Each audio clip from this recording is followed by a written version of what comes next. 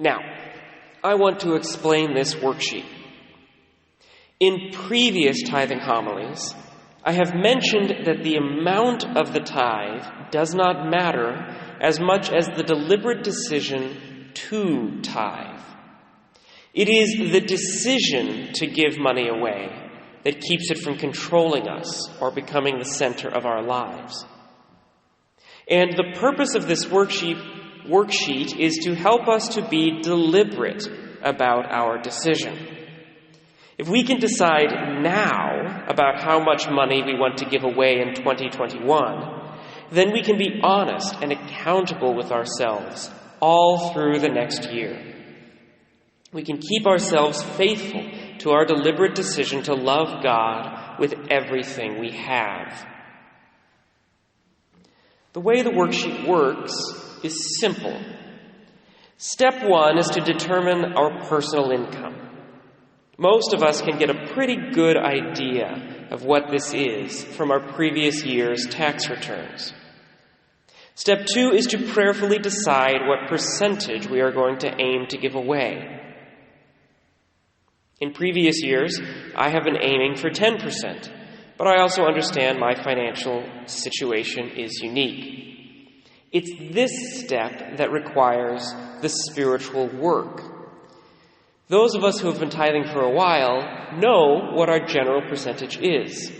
So our prayer is whether this is a year where I need to keep my percentage the same, whether I'm forced to take my percentage down a little bit, or whether I have the freedom and flexibility to take my percentage up a little bit.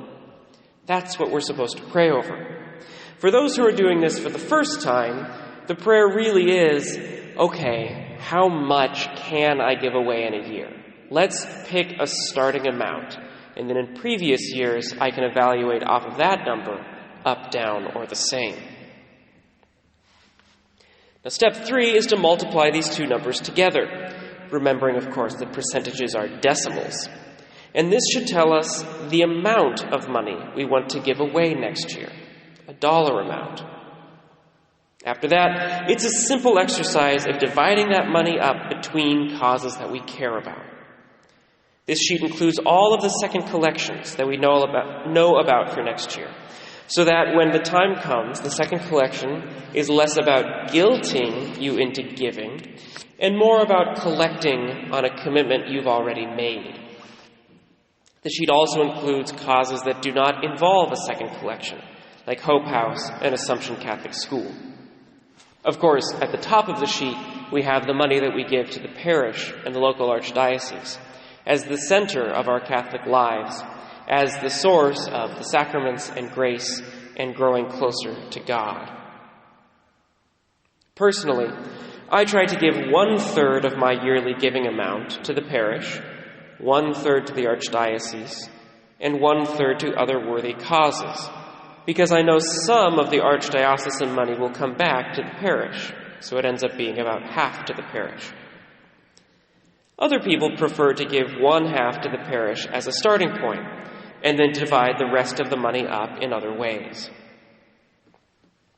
2 weeks from now, once you have prayed over your percentage and filled out your worksheet, we will ask you to fill out a card letting us know how much you plan to give to the parish next year, so that we can budget appropriately.